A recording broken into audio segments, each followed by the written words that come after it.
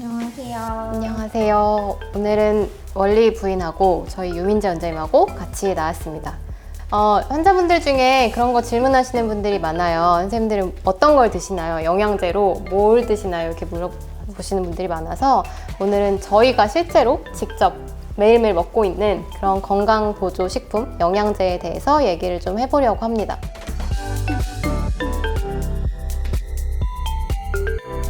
네, 뭐 드세요? 저는 많이 먹지는 않고 메인으로 되어 있는 비타민 B 컴플렉스 영양제랑 유산균 먹고 있어요. 비타민 B 복합제제는 네네. 어떤 효과가 있나요? 저는 이제 약간 피곤하고 하면은 입에 구순염 같은 게 잘 나가지고 비타민 B2가 그 구순염이나 구각염에 좋아서 비타민 B가 주로 되어 있는 그런 영양제를 먹는데 그거 먹으면 확실히 이제 그런 구순염이나 이런 게 조금 덜 나더라고요. 요새 또 한참 장내 세균의 네. 중요성이 되게 많이 네. 부각되고 있잖아요. 네. 그런데도 유산균이 도움이 많이 된다고 하죠? 옛날에는 이제 우리 유전자가 우리 건강이나 뭐 이런 노화 같은 거를 많이 결정한다고 알려졌는데 인간 게놈 프로젝트가 다 밝혀지고 나서도 그 이후에 이제 환경적인 우리가 살아가면서 이제 생활에서 많이 영향을 받아서 그거에 따라서 우리의 노화나 뭐 이런 질병에 많이 걸린다는 게 밝혀져가지고 이제 그런 거에 가장 중요한 역할을 하는 게 유산균, 장내 미생물이라고 밝혀져서 유산균을 좀 먹어주면은 이제 장내 환경을 좀 건강하게 해주는데 많이 좋다고 해서 저는 꼭 먹는 편입니다. 저는 뭘 먹냐면 일단 제일 기본적인 거 비타민 C. 비타민 C는 어쨌든 강력한 항산화제니까 좀 피로 회복에 도움이 될까 싶어서 그냥 가끔 한 번씩 매일 또 꾸준히 챙겨 먹지도 못하고 그냥 띄엄띄엄 생각날 때마다 하나씩 먹는 편이고요. 저는 또 채식을 하잖아요. 채식을 해서 채식주의자들은 비타민 B12 영양소를 따로 좀 섭취를 해주는 게 좋아요. 그래서 비타민 B12 제품을 먹고 있고 그리고 비타민 D. 되게 현대인들 비타민 D는 사실 햇빛을 받으면 피부에서 비타민 D를 합성을 시켜요. 근데 현대인들은 대부분 햇빛을 못 보는 생활을 하기 때문에 대부분 많은 분들이 비타민 D 결핍을 좀 갖고 있죠. 근데 비타민 D가 부족할 경우에는 뭐 골다공증이나 골연화증 이렇게 좀 칼슘이 부족한 분들한테서 잘 나타나는 그런 증상이 좀 나타날 수가 있는데 그거 외에도 최근에는 뭐 우울증이나 무기력 이런 것도 비타민 D하고도 굉장히 많은 관련이 있다고 이제 많은 연구 결과가 나와서 비타민 D를 저는 꾸준히 복용을 하고 있습니다. 그리고 저는 요새 콜라겐을 먹기 시작했어요. 되게 요새 핫하잖아요, 콜라겐이. 콜라겐은 우리 피부 진피층의 거의 90%를 차지를 하고 있죠. 그리고 20대가 넘어가면서부터 매년 1%씩 줄어든다고 해요. 그래서 우리가 하는 피부과에서 하는 거의 모든 대부분의 시술은 콜라겐 합성을 좀 촉진시키고 콜라겐을 좀 많이 만들어내게 하는 그런 시술들을 많이 하고 있잖아요. 뭐 대표적으로 우리가 많이 주사 맞는 스킨부스터도 그렇고 그리고 뭐 심지어 필러 시술도 필러를 놓으면 그 자리에 또 자극이 돼서 콜라겐 합성을 시키기도 하고 많은 레이저들도 좀 콜라겐을 합성시켜서 진피층을 좀 건강하게 만들어주는 그런 시술들을 하고 있는데 그 시술적인 것 이외에도 먹는 것으로 도움이 될까 싶어서 콜라겐을 요즘에 좀 복용을 하고 있습니다. 그리고 제가 요새 카테킨.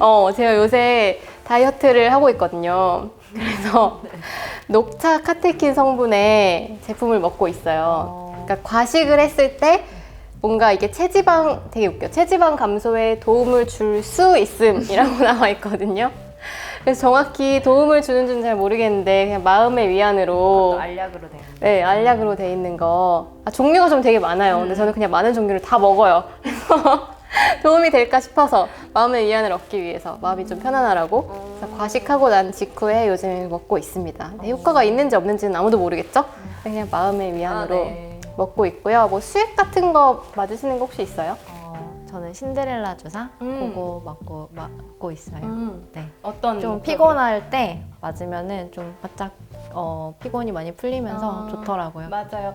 그 신데렐라 주사는 알파리포산이라는 성분인데 그 성분이 굉장히 강력한 항산화제죠. 우리가 항산화제라고 하면 대표적인 기능이 피로회복, 그다음에 노화 방지, 이런 게 가장 대표적인 항산화제의 기능이라고 할 수 있는데 그 가장 강력한 비타민C보다도 더 강력한 항산화제가 알파리포산이어서 주사를 맞으면 반짝하고 좀 피로가 회복되는 그런 효과가 있고 또 다이어트 할 때도 사실 이 성분은 좀 좋아요.